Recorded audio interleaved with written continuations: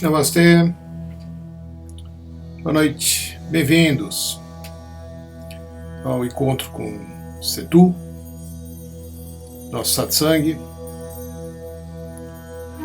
Como sabem, eu sempre começo recebendo as pessoas que estão participando pela primeira vez, lembrando que a finalidade desse encontro é proporcionar a todos que participam dele a oportunidade de colocarem aqui suas questões pessoais mais importantes, suas questões relativas à sua caminhada espiritual e perguntas que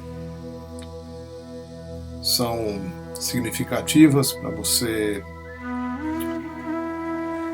prosseguir na sua jornada, né? Todo mundo que está numa caminhada, está numa busca, num certo momento, né, se depara com questionamentos muito importantes.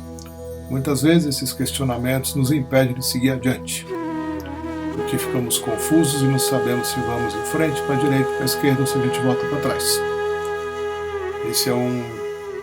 Essa é uma situação muito comum, quando a gente se joga e se atira naquilo que a gente ainda não sabe, um assim chamado desconhecido, né? Então, a não ser que você tenha uma bússola muito boa, ou a não ser que você já caminhe algum tempo com alguém que já percorreu esse caminho antes de você, o que ajuda bastante, né?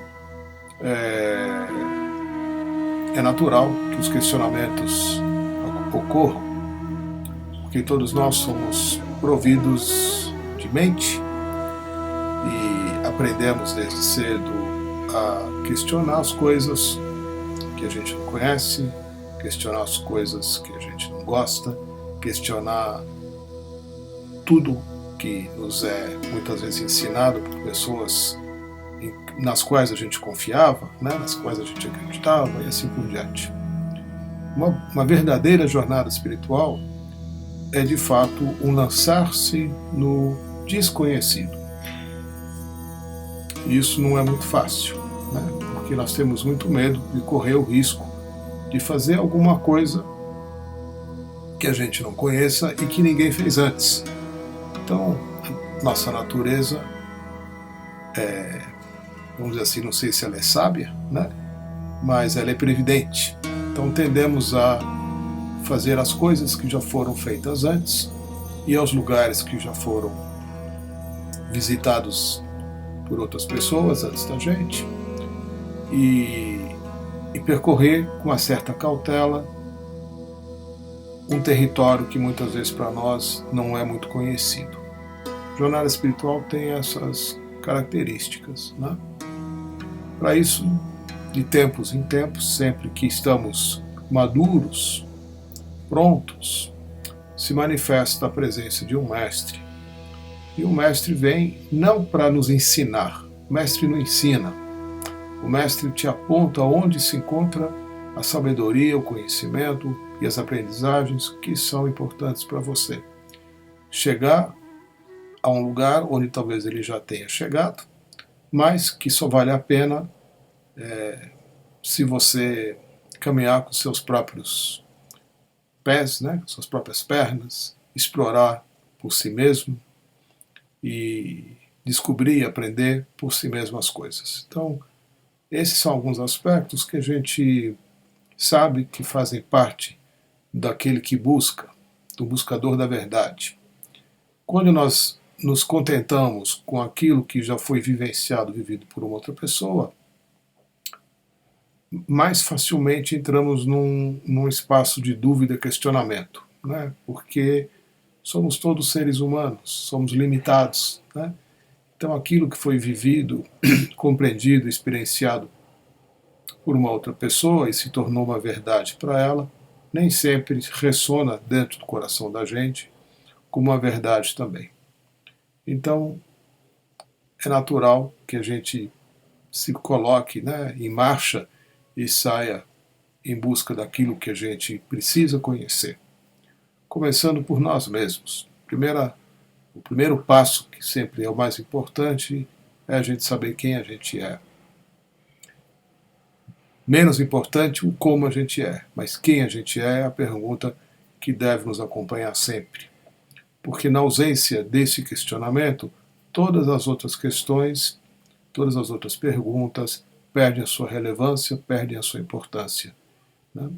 Então, toda pergunta que vem deste espaço em que você se interessa, né, e tem sede de saber quem você é, o que você é, em primeira instância, né, em primeiro lugar, são as perguntas mais importantes.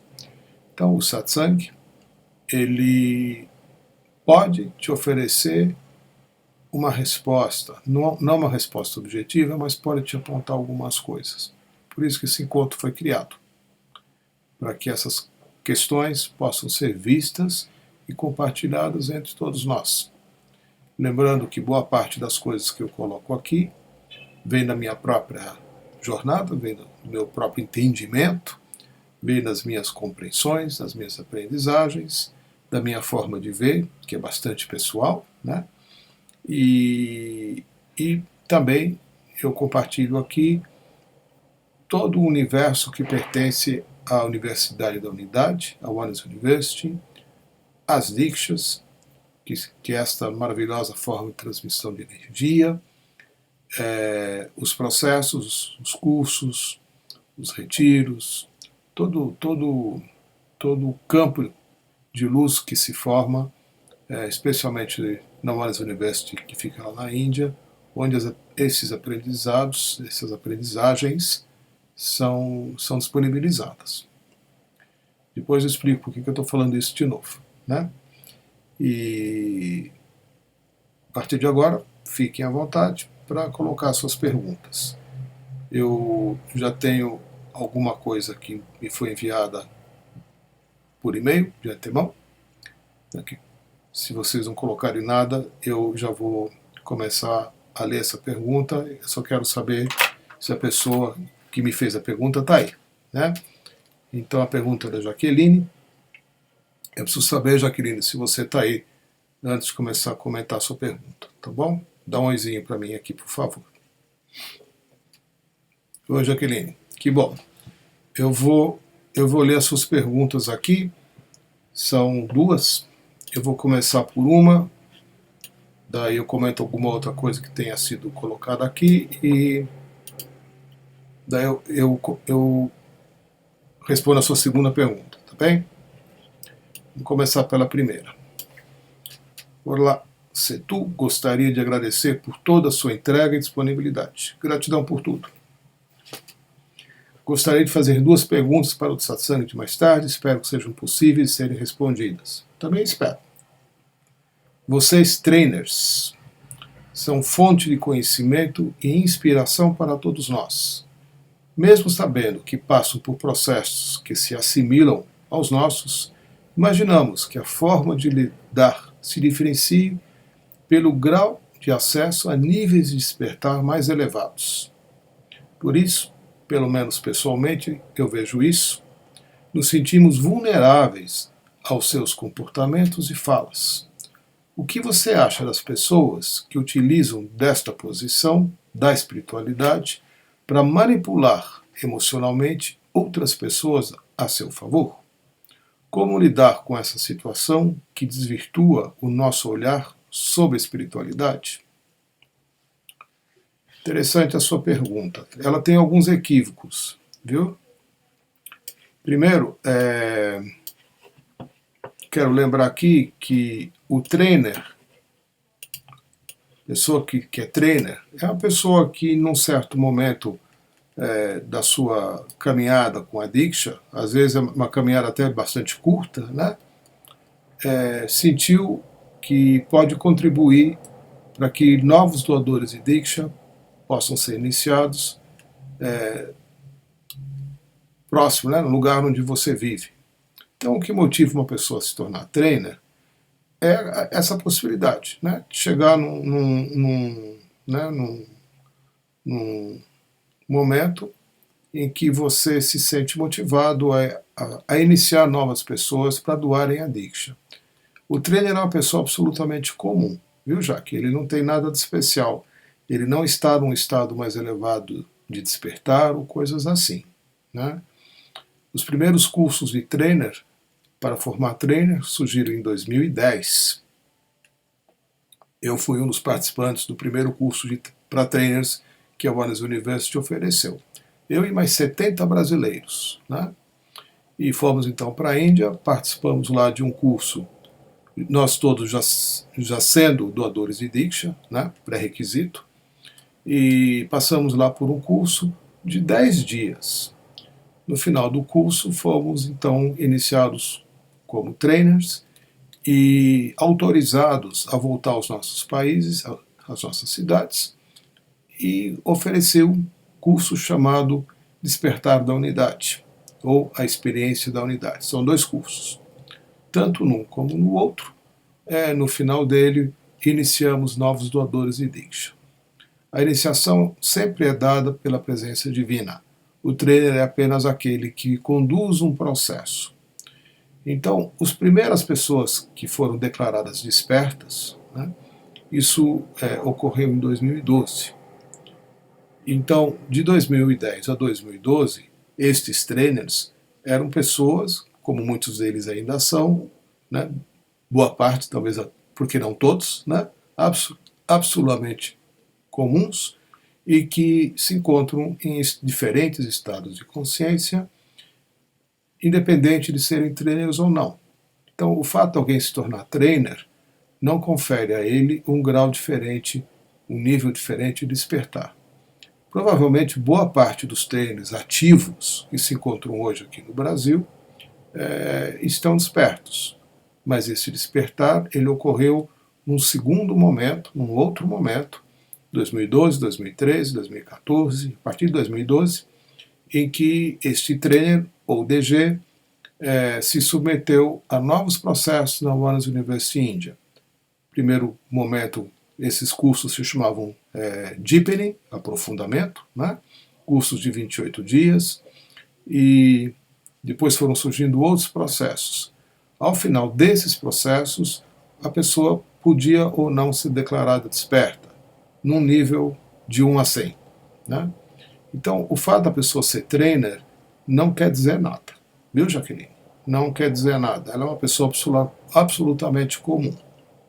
E que, obviamente, pelos seus condicionamentos, pela sua cultura, pelas suas aprendizagens, pelos seus conhecimentos, pela sua caminhada, vai estar num grau X ou Y, né, de nível de consciência. Eu nem gosto de falar muito dessa forma, mas sim, existem diferenças, né, de níveis de consciência, de níveis de despertar. Talvez um doador de Diksha, que não seja trainer, por que não, se encontre num estado de consciência muito mais elevado do que muitos trainers que estão por aí. Então, o fato de alguém se tornar trainer não quer dizer nada, só significa que ele está habilitado a iniciar novos doadores de Diksha, porque ele se submeteu a um curso lá na One University, um curso de 10 dias, né, para conduzir alguns processos e para conduzir a iniciação. Tá bom? Voltando à sua pergunta de uma forma mais direta, né, o comportamento desse trainer, seja lá que comportamento for, né, ele é da natureza dele. Né? Ele age de acordo com a sua personalidade. Muita gente se torna trainer porque já é professor, por exemplo, né? Tem facilidade de se comunicar, tem prazer em conduzir cursos e rituais, né? E então se torna trainer, porque já tem esse dom natural, né? O dom da fala, o dom da objetividade, de ser didático, e o entusiasmo, né, em passar adiante alguma coisa. E, como tudo que a gente ensina e aprende, né, na One University, melhor dizendo, aprende e ensina, a humildade é a primeira coisa. Né? A lembrança que não deve nos abandonar em nenhum momento de que a gente não sabe nada. Né? Não sabe nada mesmo. Né? O tamanho da nossa ignorância é enorme, né? Diante do que existe de conhecimento e sabedoria. Então, se a gente lembrar disso, no que quer que a gente faça, né, no que quer que a gente diga, estaremos passando adiante os ensinamentos mais importantes da Oneness University. Né? Nem um trainer, nem um Oneness Meditator, nem um cuidador de câmera, o que quer que seja, né? As atividades outras que um doador de Diksha possa vir a ter, conferem a ele algo de especial. Somos absolutamente todos pessoas comuns, com as nossas dificuldades, com as nossas limitações enormes, né? E trabalhamos intensamente, alguns mais, outros nem tanto, para seguir na vida crescendo. Né? Então, olhar para um trainer e achar que ele deveria agir de uma forma diferente não é uma coisa muito acertada, né? Porque a pessoa está no processo dela de aprendizagem. Né? Se este trainer faz uso de um suposto poder pessoal para manipular pessoas, sai fora. Né? Sai fora. Ele está agindo em desacordo com todo uma aprendizagem que ele deveria estar passando adiante. Né? Então, se a pessoa se empodera, né, seja lá fazendo o que queira, né? Por exemplo, existem doadores de Diksha que se acham, né? Então não precisa ser trainer, tem muito doador de Diksha que também se acha empoderado, né, de um estado especial e que ele, ao fazer algo, né, então a gente fica atento, porque são limitações ou são estados que acontecem a muitas pessoas, né? A gente só consegue atuar como trainer mantendo a lembrança de que somos um canal do divino, que somos muito limitados, que sabemos quase nada, né? E que somos aprendizes, como todo mundo, no mesmo, e estamos no mesmo barco. Né? Então, por exemplo, falei que ia falar só no final, já vou emendando aqui. Né? Eu, nesse próximo final de semana, eu estou indo para a Índia, né? Novamente, já pela 12ª vez ou mais vezes, já perdi um pouco a conta, né?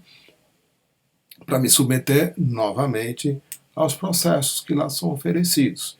E eu vou com meu caderninho na mão, minha caneta, né? E torcendo para chegar bem e não ficar com sono, porque o fuso horário é outro, para não perder nada, né? Anotar tudo que for possível, necessário, e sabendo que se eu chegar lá achando que eu já sei alguma coisa, eu estou perdendo meu tempo. Né? Então, essa postura de se colocar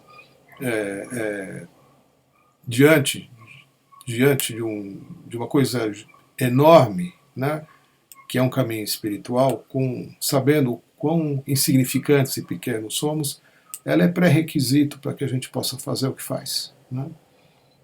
Agora, se a pessoa não está agindo de uma forma condizente com isso, você não precisa, né? Você usa teu critério aí, né, para compreender.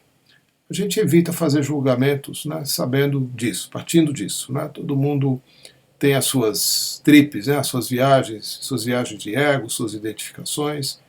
E se uma pessoa está agindo de uma forma que não te toque o coração, você simplesmente deixa ela de lado, né? E procure se aproximar daqueles que te tocam a alma, que te tocam o coração, que fazem, né, com que algo novo aconteça a você, que você encontre o amor, que você encontre as liberações, que você também seja conduzida ao seu despertar. Essa é a nossa função como doadores de Diksha, e especialmente como trainers também. Tá bom, Jaque? Mais um comentário aqui, só no final da sua pergunta, você coloca assim: como lidar com essa situação que desvirtua o nosso olhar sobre a espiritualidade? Então, vamos ver que olhar é esse, né, Jaqueline? Que olhar é esse que você tem? O que você acredita que seja a tal da espiritualidade? Qual é o seu sistema de crenças? O que você espera como comportamento de alguém, né, que esteja conduzindo um trabalho como trainer, como doador de Diksha, como, né, professor espiritual, o que seja. Né? que você espera dessa pessoa, né? O que você espera de si mesma, o que você espera encontrar, o que você está buscando. Precisa ter muita clareza nisso, né? Se você está, né, eu já tive que me afastar de professores espirituais, né, de mestres, porque não chegou num certo ponto eu senti que o que ele estava fazendo e dizendo não estavam me nutrindo mais, né? Não estava me levando a um estado é, de maior compreensão, de mais amorosidade e de expansão da minha consciência. Então eu me afastei deles, né? E fui procurando outros, não fui nem procurando, e novos vieram, né? E, então isso também é um pouco da natureza da nossa caminhada, da nossa jornada, né? Tá bom, Jaque? Pois é, eu vi que você colocou aqui o ensinamento diário de hoje, né? Quando você vê tudo como divino e sagrado, o aprendizado acontece. Eu não sei porque que você postou isso aqui, né? Mas obrigado pela postagem, né?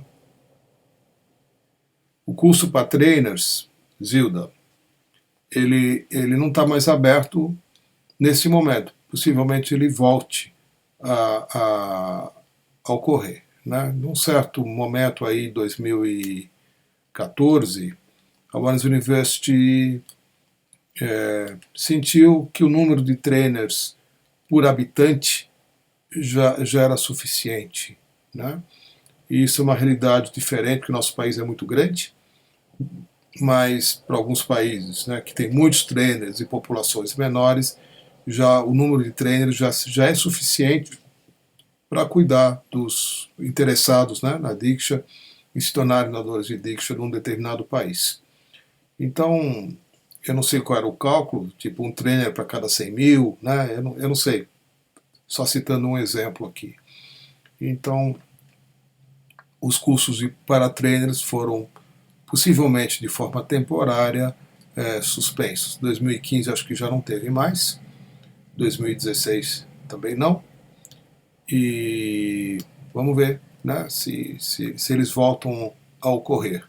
Como existem sempre novas coisas que a gente está precisando aprender e novas coisas que a gente está precisando ensinar como trainer, regularmente são feitas,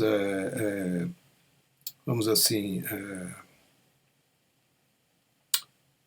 não são oferecidos novos cursos lá para uma graduação diferente, né? Não é nem pós, né? Não é esse tipo de coisa. Então eu, por exemplo, voltei em 2014 para me tornar um trainer avançado.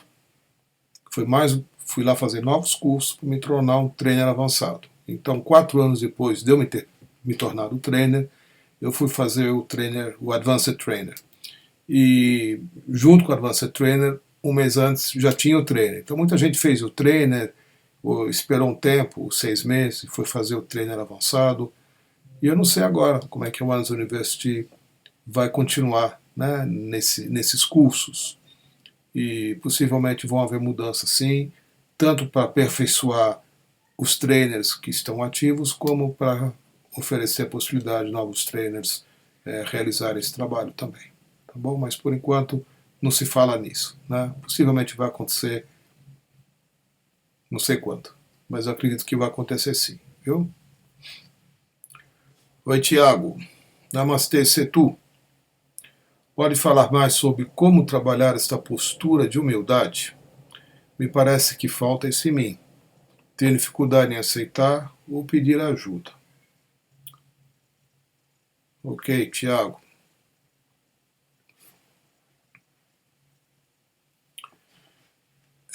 A gente não tem de fato como trabalhar a postura de humildade, né? Qualquer trabalho nesse sentido, Tiago, vai fazer com que nos tornemos pessoas absolutamente hipócritas, né? Porque a gente vai vestir né, a roupa, né, da humildade, né? E vai se comportar como se fosse. No entanto, a nossa mente, nossa personalidade e o nosso ego estão presentes ainda. Então, qualquer trabalho, né, no sentido de se tornar uma pessoa humilde, provavelmente vai nos levar à hipocrisia, né? Não tem muito como fugir disso. É o que a gente historicamente já observa aí, especialmente em alguns grupos religiosos, né? Que supostamente pregam a humildade, no entanto, né, de humildade não tem nada, né? Então, a humildade, ela é um estado de consciência. Humildade é um estado onde você se dá conta de que você não é nada nem ninguém, como já comecei falando aqui hoje, né? E a aprendizagem, ela só pode acontecer a, ao, ao que tem essa... Não é nem uma postura, né? Porque a postura pode variar, mas é a consciência, né? Quando você se dá conta da sua insignificância, né? Da sua limitação, da sua pequenez, né? A humildade naturalmente se torna um estado natural. Não é algo a ser trabalhado, né? É algo a ser encontrado naturalmente. Quando você se dá conta, né, que você é muito pequeno, né, que você não sabe nada, né, que o pouquinho que você sabe não é nada, né, diante do conhecimento, diante das aprendizagens e diante do tamanho do universo. Quando isso está instalado, quando você está ciente, né, da sua ignorância, né, e a humildade ela vai te acompanhar, né? Quando você acha que já sabe, né, que você já conhece, que você já sabe tudo, já fez de tudo, afinal de contas, você já caminha aí não sei quantos anos, né? Já tem todas as experiências, já viveu de tudo, e isso te confere um tamanho, né? A humildade desaparece, né?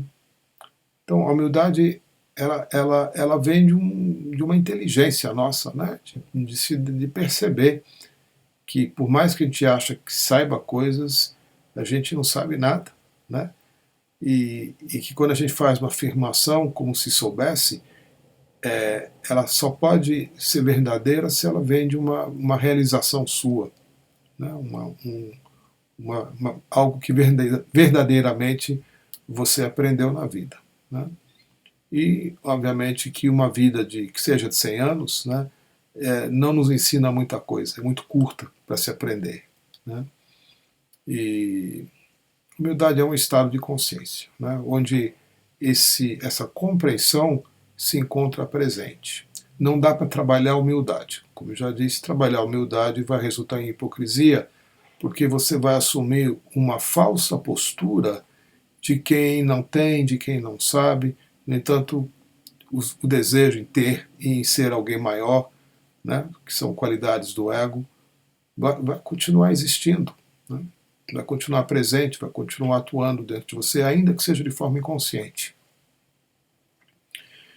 Então, eu acho assim que o que você está dizendo é interessante, porque só o fato de você, completando aí a sua pergunta, né, só o fato de você perceber, se dar conta e expressar que você não tem humildade, já é um passo enorme para que ela aconteça a você, né? Se a gente considerar que humildade é uma qualidade espiritual, né, e quando você afirma que você não tem humildade, né, isso já vem de uma humildade, né? É um pouco por aí, né? Você se dá conta de que você não é, você não sabe, e não se esquecer disso, né? Especialmente quando a gente faz, às vezes, afirmações como se fôssemos detentores, né, de uma sabedoria, de um conhecimento, de uma verdade, porque somos superiores, né? Quando isso está presente, obviamente, a verdade está ausente, né? Então a humildade é um fator bem chave, não só com relação ao conhecimento, mas com relação a todas as coisas. A gente costuma comentar a respeito da humildade, especialmente em processos como, por exemplo, o da prosperidade, porque uma falta de posicionamento, né, diante dos seus pais muitas vezes se coloca como um impedimento para que a prosperidade ocorra. Então a humildade ela é um requisito, né? Esse requisito ele só pode ser trabalhado, como você está colocando, quando você se dá conta de que você tem, tudo que você tem, você recebeu de seus pais, né?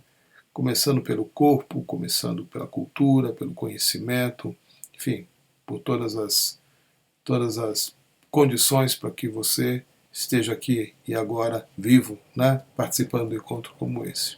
Que você deve tudo, né? À natureza, você deve tudo a Deus, você deve tudo à sua família, que você, de fato, não é e não tem nada, né? Quando isso está presente, todas as coisas se abrem, né? Quando você acha que você já é alguma coisa ou tem tudo, dificilmente você vai receber alguma coisa da vida. Então a humildade ela desempenha um papel muito importante na nossa caminhada. Tá bom, Tiago? Oi, Zilda. Onde você mora só tem você de DG? Então você tem bastante coisa para trabalhar aí, né? Então eu vou colocar a segunda pergunta aqui da Jaqueline. Jaqueline está perguntando: eu li e ouvi muitos ensinamentos sobre experienciar sem pensar, sem refletir, apenas aprender e sentir. Várias vezes, quando abria questionamentos, me era dito que o fato de falar muito, perguntar muito, era a minha forma de resistir, como se fosse errado refletir. Talvez eu esteja errada, confesso minha ignorância e por isso venha lhe escrever, mas acredito que as emoções não são frutos do coração, como a ideia romantizada ocidental nos ensina, mas sim fruto do nosso cérebro. E é por isso, acessando nossos pensamentos, com a ajuda espiritual, podemos transmutá-las. Nesse sentido, pensar é sentir e sentir é pensar. Gostaria de saber a sua opinião sobre isso, pois, na verdade, quando me sinto mais conectado à espiritualidade e mais feliz com a experiência, é quando posso pensar sobre ela e compartilhar.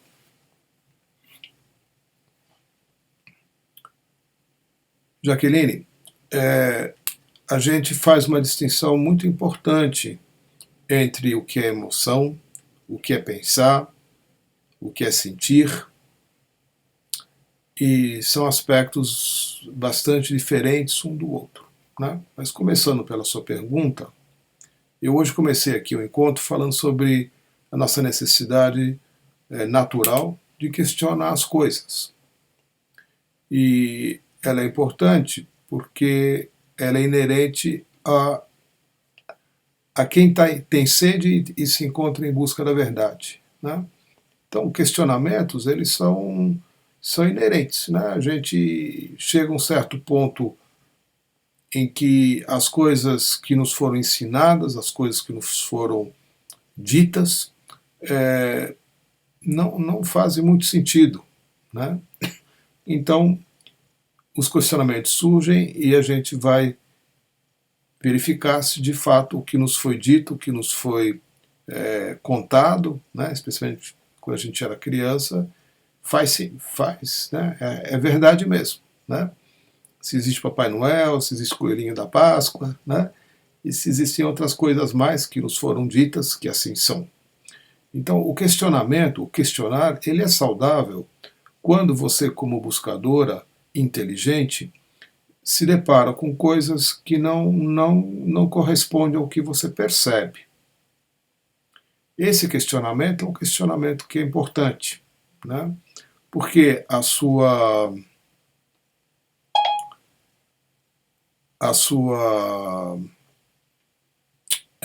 intuição, a sua inteligência, a sua sensibilidade está em desacordo com o que foi dito, né? Então, um questionamento que venha dessa origem, que tem essa raiz, é um questionamento importante. Ele funciona como uma mola propulsora que te coloca em busca da verdade. Todo o caminho espiritual que é genuíno, né, ele vem desse questionamento, ele vem do buscador, né? Aquele que sente que tem algo mais, além daquilo que parece evidente, né? E tem mesmo. Então, o pensar já é outra coisa.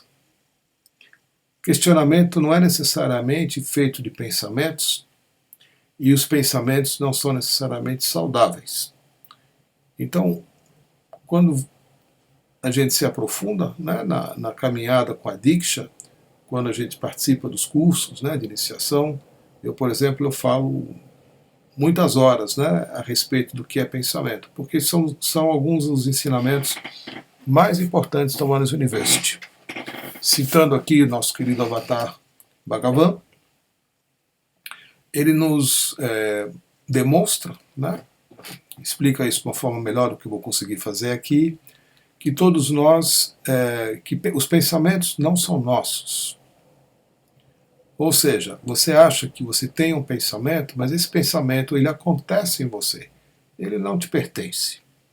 Os pensamentos, eles vêm do que, metaforicamente, né, mas é ilustrado dessa forma, vem da pensamentosfera que circunda o planeta Terra. Os pensamentos eles são muito antigos, eles são ancestrais. E eles foram gerados já com o primeiro homem, com o primeiro cérebro, né? E os pensamentos eles só são reciclados, você não tem um pensamento original. Então, o seu sentimento, por exemplo, um sentimento de medo, um sentimento, né, de ter que sair de uma situação complicada, vai atrair certos pensamentos que já foram pensados antes por outras pessoas. Eu não vou detalhar isso muito não, mas é mais ou menos por aí. Depois você vê se isso faz sentido para você, né? Então, um dos ensinamentos mais importantes, dentre outros, que são semelhantes, né? Como por exemplo, o corpo não é seu e você como pessoa não existe. Os pensamentos também não são seus. Isso é importante porque se você começar a observá-los sabendo que os pensamentos ocorrem a você na medida que você os atrai, por uma condição emocional específica, né? Uma raiva, uma tristeza, uma alegria, uma curiosidade, o que seja. Né? Você atrai certos tipos de pensamentos que são processados no seu cérebro. As emoções também acompanham, sim, os pensamentos. Né? Certos pensamentos geram certas emoções, e certas emoções, dependendo do tipo de emoção, também ativam determinados tipos de pensamento. Então é como se fosse um corpo, né? Um corpo mental e um corpo emocional que atuam identificados um ao outro e são muito conectados, são muito próximos, são muito linkados um ao outro. Né? Agora, quando um questionamento vem da sua alma, né, de um lugar mais essencial dentro de você, ele não vem da emoção e ele não faz uso do pensamento. Né? Ele pode fazer uso da linguagem, mas não necessariamente ele faz uso de um pensamento. Por isso que a gente precisa fazer algumas distinções para compreender o que é o pensamento, o que é a compreensão. Né? Existem outras inteligências que não fazem necessariamente uso da linguagem, tal como nós a utilizamos aqui. Né? No caso aqui eu estou falando, você está ouvindo, né? Ou você já disse, eu li e respondi. Tudo isso é linguagem que faz uso da mente. Então, eu não vou ter tempo aqui de comentar tudo isso, né, Jacqueline? Mas num curso, ou nos cursos que são oferecidos, a gente explora isso com bastante profundidade. Eu, pelo menos, exploro, né? Porque assim, a coisa mais importante que a gente tem a descobrir é a nossa identificação com a mente.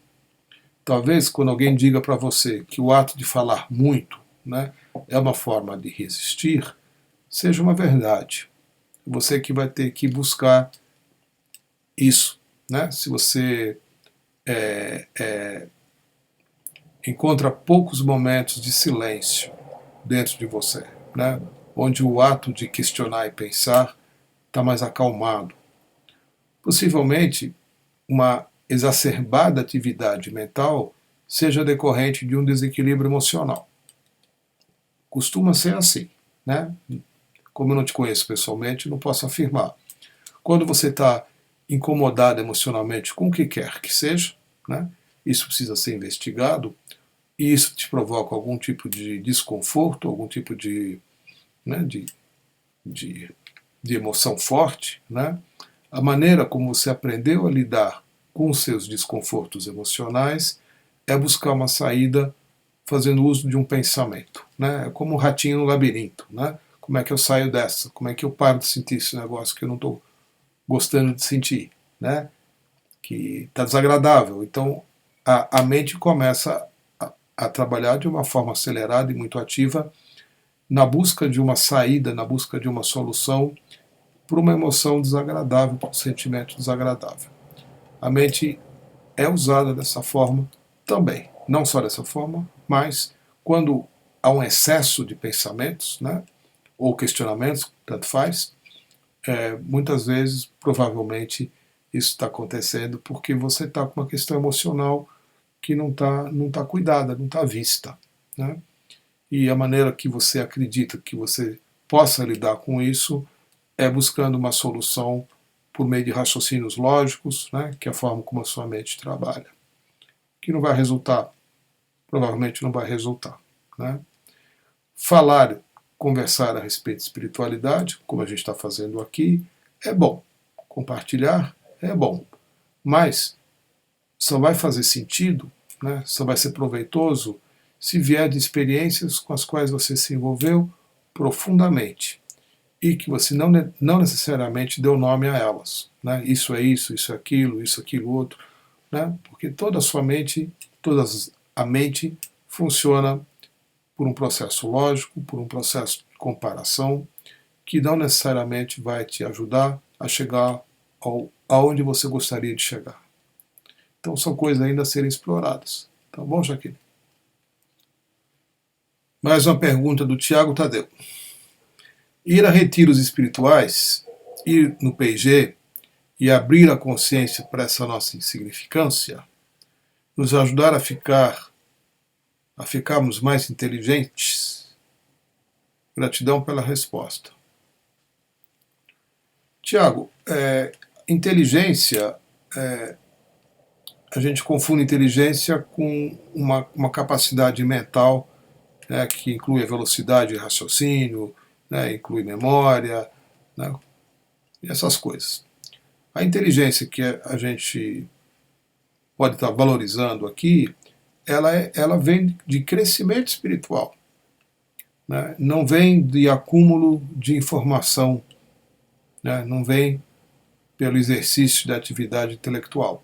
Essa não necessariamente vai nos tornar mais inteligentes. Claro que quando o nosso cérebro está em formação, quando somos crianças, se somos submetidos a mais estímulos, né, mais desafios, tanto seja no raciocínio matemático, como na aprendizagem de outras línguas, de linguagem, na prática de esportes, o que seja, né, a nossa inteligência humana ela é desenvolvida. Agora, a inteligência a qual a gente está se referindo aqui, ela é uma inteligência que é resultante de uma mudança de estado de consciência. Então, ir ao PIG para aumentar a sua inteligência, provavelmente, não por você ter ido, mas pelas práticas que lhe são ensinadas lá para você depois dar continuidade. Né? Então, a participação num trabalho de 2 dias vai aumentar a sua inteligência? Não, não vai. Né? O que vai aumentar a sua inteligência são os processos que são oferecidos, que você vai, a partir dali, se quiser continuar fazendo, onde você vai abrir a sua sensibilidade, você vai abrir teus centros energéticos, você vai trabalhar os seus chakras, né? Você vai descobrir outras formas de ver as coisas, que não seja apenas por comparação, né? Pela forma intelectual, e é isso que vai expandir a sua inteligência. Né? Então, o caminho espiritual, ele muitas vezes ele resgata em nós uma inteligência que se encontra adormecida, né? Porque nos identificamos por inúmeras necessidades ou condições com aprendizagens intelectuais. A aprendizagem intelectual não desenvolve inteligência. Né? O que vai desenvolver inteligência é você viver, como a Jaqueline até colocou aqui na pergunta anterior dela, é você vivenciar situações que a vida te traz, né? Se atirar, meter as caras, né? Ter uma experiência, aprender com ela, né? Sentir uma mudança, perceber que você vai poder ver o que você via antes de uma perspectiva de outra. Lá na Oneness University eles usam uma forma de ilustrar isso, dizendo o seguinte, né? Todos nós temos o que eles chamam lá de worm eye, o olho da minhoca, né? Um olhar de minhoca, né? Ou seja, a gente mal enxerga alguns milímetros diante da gente, né? A minhoca, ela, pela condição dela, né? Estar rastejando e não consegue ir muito longe, né? Ela rasteja, o máximo que ela consegue enxergar são alguns milímetros, alguns centímetros diante de si, né? Então a percepção que ela tem, né, do planeta Terra é muito restrita, é muito limitada, né? Ainda que ela tenha uma vivência próxima, né? A consciência dela é muito limitada. Então, quando nós vimos, há uns anos atrás, lá para o Oneness University, eles usavam muito esse tipo de metáfora, né? Dizendo que a possibilidade que nos era dada lá, em termos de aprendizagem, é que pudéssemos adquirir o olhar da águia, pudéssemos alçar o voo, né? Desenvolver a capacidade de voar e que pudéssemos e possamos alcançar níveis muito altos, né, nos nossos voos, onde a perspectiva que a gente passa a ter das coisas muda radicalmente, né? Com certeza uma águia olhando, né, para tudo tem uma percepção completamente diferente de uma minhoca, né? Muito mais distante, muito mais complexa, muito mais inteira, né? E obviamente o nível de consciência dela, de compreensão das coisas, é muito diferente. Então, quanto mais alto é esse voo, né, como até os nossos astronautas, né, relatam, né, quando você está lá em cima e vê aquela bolinha azul lá, né, com um monte de gente vivendo de forma em conflitos, né, fica muito ridículo, né? Mas quando você está no chão brigando com seu vizinho, tudo faz, né, tudo parece fazer sentido, né? Mas quando você está vendo tudo de uma distância dessa dimensão, as coisas mudam de figura, né? Então, inteligência, ela vem desse crescimento, ela vem desta capacidade de poder alçar voos mais altos, de obter uma visão mais abrangente de todas as coisas, especialmente de si mesmo, né? E também de todas as coisas com as quais cada um de nós se encontra conectado. Aí a nossa inteligência se desenvolve e expande. Tá bom, Tiago? Oi, Márcia. Márcia Bonatelli. Oi, Setu. Perguntei isso na semana passada, mas já era tarde. O que é Deus para você? Você diz que Ele está em todas as coisas. Gostei da sua resposta.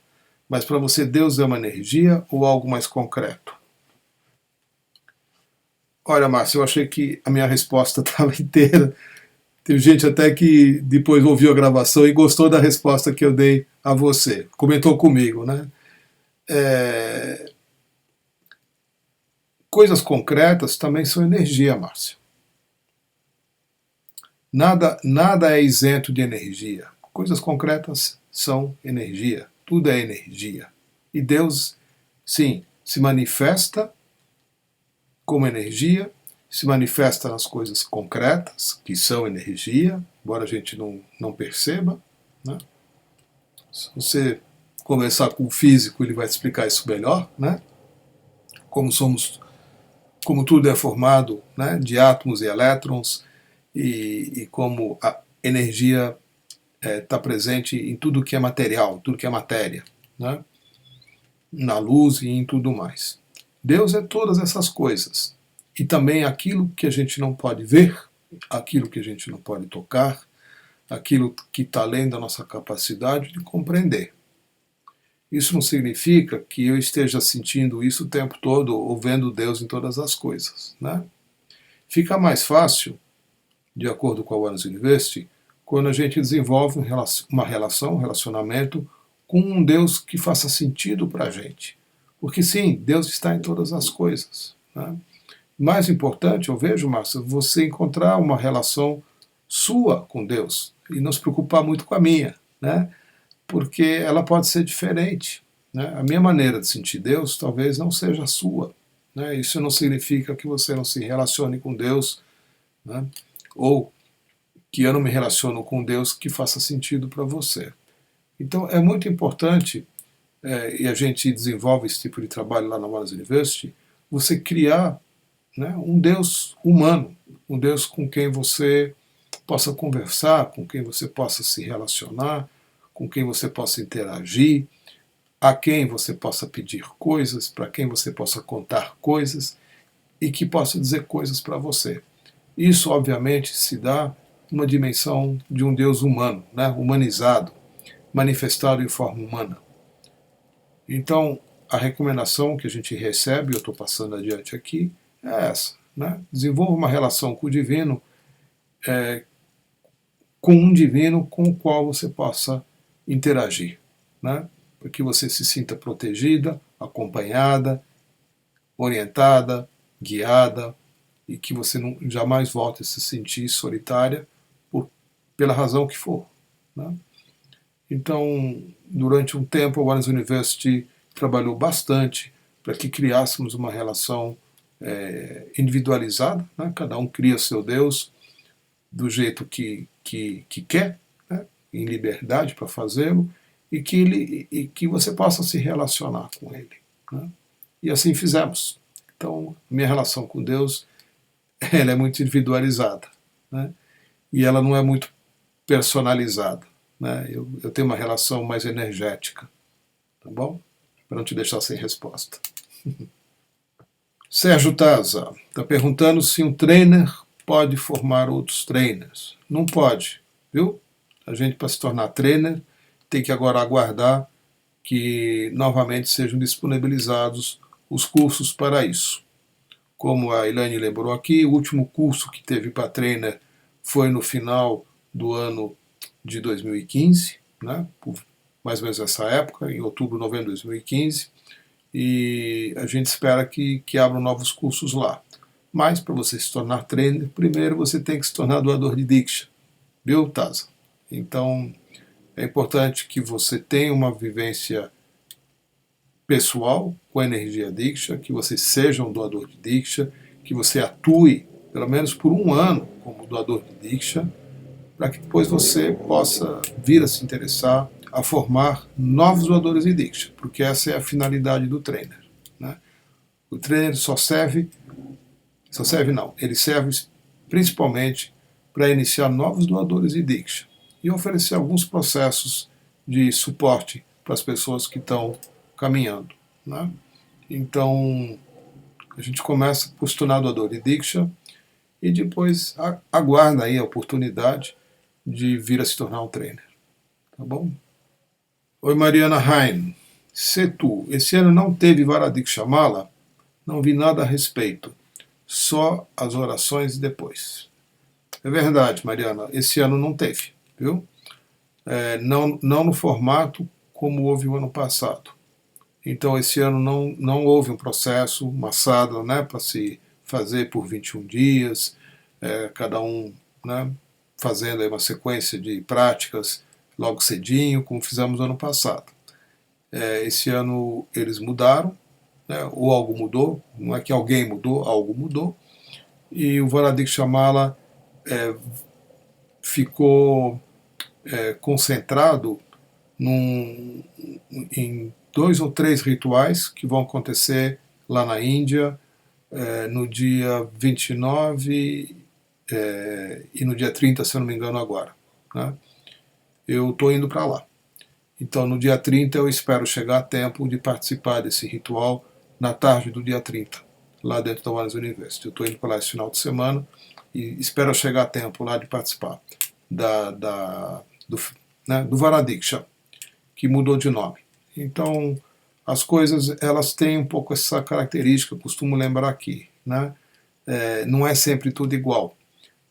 O fenômeno, como nós costumamos chamar, ele se manifesta de formas sempre inéditas e diferentes. E a gente fica aguardando. Né? A expectativa de que no ano que vem algo se repita da mesma forma como aconteceu no passado, ela é ela é válida, né? Mas a gente tem que saber que as coisas tendem a não se repetir, né?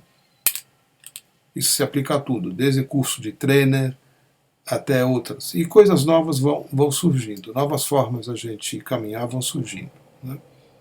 E tem todo o nosso trabalho, como é guiado pelo fenômeno, como é guiado por uma consciência superior, a gente vai seguindo e vai se deparando sempre com alguma novidade, né? Tá bom, Mariana?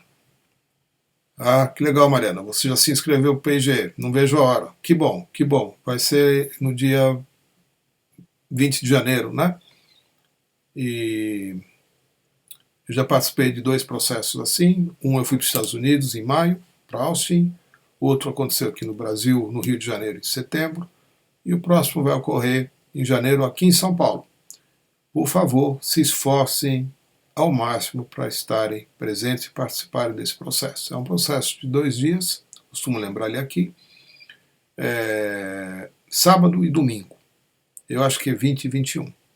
E procurem saber mais no site www.onenessbrasil.com.br e por Facebook, ou se precisar de mais informações, pode me pedir diretamente que eu também passo, tá bom? PG significa Fenômeno and the Gift, o fenômeno e a dádiva, o fenômeno presente. É um processo de 2 dias, onde nós nos reunimos concentradamente num salão de hotel, né, por exemplo, e por videoconferência, da mesma forma que eu estou fazendo assim, somos guiados por um dos professores, um dos guias da Oneness University, o Kumarji, durante 2 dias, né? E sábado o dia inteiro, domingo o dia inteiro, aqui em São Paulo. Então, comprem suas passagens, façam suas reservas, porque é no meio de janeiro, né? Logo período de férias, de alta estação ainda. Então é bom já não deixar para resolver isso uma semana antes. Tá bem? Procure se informar e já se inscrever do jeito que a Mariana fez também.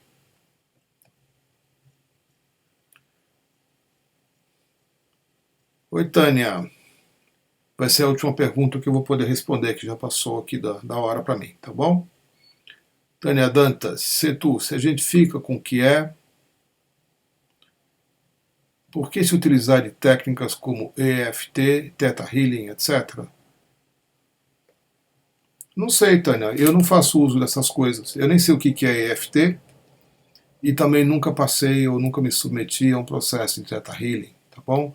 São trabalhos de cura, são trabalhos terapêuticos, né, que vão nos ajudar em determinadas situações, em determinados processos, né, por terapeutas. Eu ofereço outros trabalhos diferentes, né?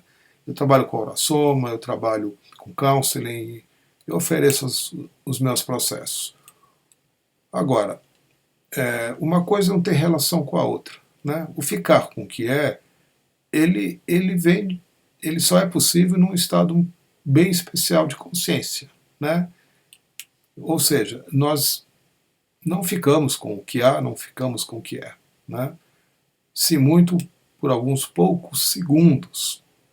Então é importante saber, né, que a nossa capacidade de viver o que há, de estarmos no presente, só é possível ser vivenciada quando estamos despertos e já despertos num nível bastante elevado de consciência, né? Então, qualquer trabalho de suporte para que você lide com as suas resistências, que você lide com as suas ilusões, que você lide com os seus condicionamentos, etc., seja lá a técnica que for, né, só vai te ajudar, tá bom? Não vai atrapalhar, não. São complementares, são processos complementares. Então, queridos, eu vou encerrar aqui, vou me preparar para a Oneness Meditation. As perguntas que eu não pude responder até agora, recoloque na semana que vem. Não recoloco porque eu não vou estar aqui. Então, eu tô viajando para a Índia esse final de semana. e vou passar por um processo de mais ou menos 21 dias lá. Retorno no dia 24 de dezembro, no dia de Natal, e espero poder fazer um encontro já no dia, já está até agendado, no dia 27 de dezembro ainda. Assim que eu retornar da Índia, eu faço novamente, assim que eu chegar, 3, 4 dias depois, eu já faço novamente um novo satsang, um novo encontro, já trazendo informações e coisas mais frescas diretamente da One University, tá bom? Então guardem, se alguma pergunta não for respondida aqui, muito importante, aguenta um mês aí, né? E daqui a um mês a gente retoma os encontros, tá bom? Eu vou me preparar para a One's Meditation. Tragam todos os questionamentos que surgiram aqui hoje, ou que estejam dentro de você, ainda como uma coisa não vivida, não experienciada, para que encontrem a sua liberação por meio da Diksha, por meio da Namastê, queridos. Obrigado pelas perguntas, como sempre. A gente se vê daqui a pouquinho.